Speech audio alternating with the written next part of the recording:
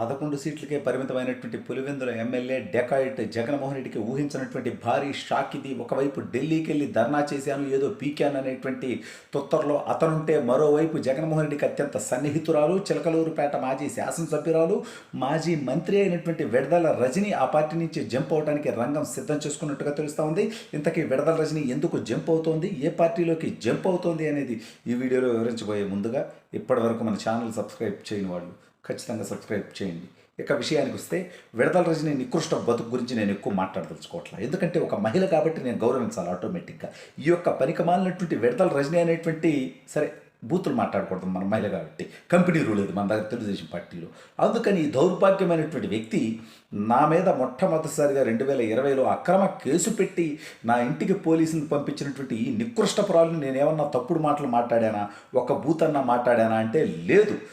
ఈవిడ యొక్క చెత్త పరిపాలనే అవినీతితో నియోజకవర్గాన్ని భ్రష్టు పట్టించిందని ప్రశ్నిస్తే నా మీద కేసు పెట్టినటువంటి ఈ నీచురాలు ఆ పార్టీలో ఉందా? లేదు.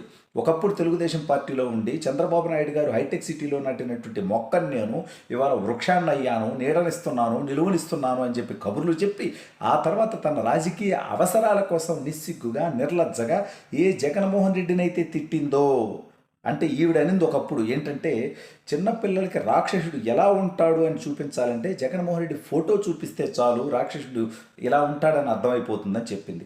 అటువంటి వ్యక్తి అదే జగన్మోహన్ రెడ్డి పార్టీలో జాయిన్ అయ్యి సిగ్గు ఎగ్గు అనేది మర్చిపోయి మళ్ళీ చంద్రబాబు నాయుడు గారి గురించి కారు కూతురు కూసింది అసెంబ్లీ వేదికగా. ఇంత నిస్సిగ్గుగా, ఇంత నిర్లజ్జగా ఉన్నందుకే చిలకలూరుపేట ప్రజలు చెప్పుతో కొడతారని తెలిసి, 50-60 వేల ఓట్ల మెజార్టీతో ఓడిస్తారని తెలిసి ఈవిడ గారు అక్కడి నుంచి గుంటూరు వెస్ట్కి వచ్చారు.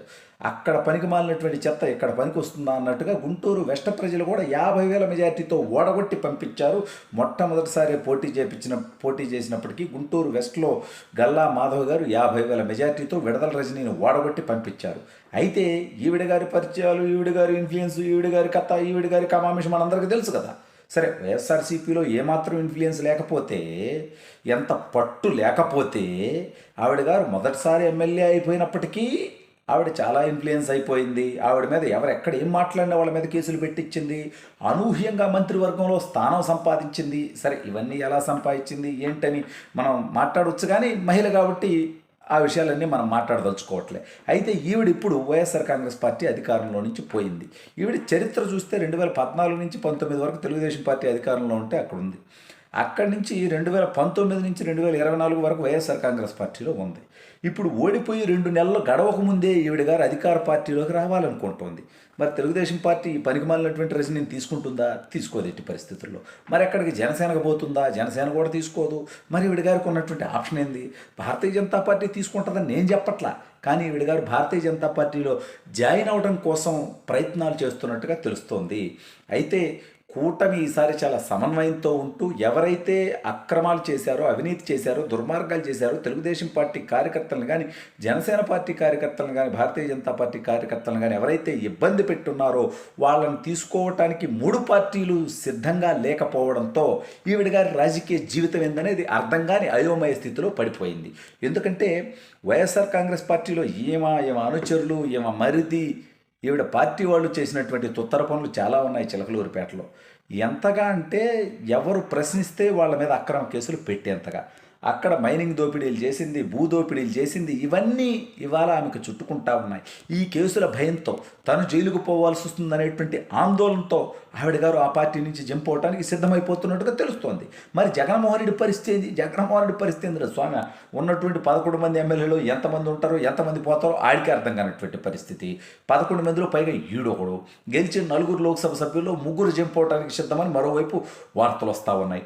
ఉన్న 11 మంది రాజ్యసభ సభ్యుల్లో 6 జంప్ అవడానికి మంతనాలు జరుపుతున్నారని ఒకవైపు చర్చ. మరోవైపు నేను ఢిల్లీలో ధర్నాకి రండ్రా స్వామి అంటే 2 ఎమ్మెల్సీలు తోమాటి మాధవరావు, వంక రవీంద్ర ఇద్దరు కూడా అక్కడికి వెళ్లకుండా ఇక్కడ శాసన మండలికి హాజరవడం జరిగింది. వాళ్ళలో నుంచి దాదాపు 15 మందికి పైగా జంప్ అవటానికి సిద్ధంగా ఉన్నారని మరోవైపు వార్తలు వస్తూ ఉన్నాయి. వైఎస్ఆర్ కాంగ్రెస్ పార్టీ అనేది ఉంటుందా, లేదంటే కాంగ్రెస్ పార్టీలో విలీనం చేస్తారా అనేటువంటి చర్చ మరోవైపు నడుస్తూ ఉంది.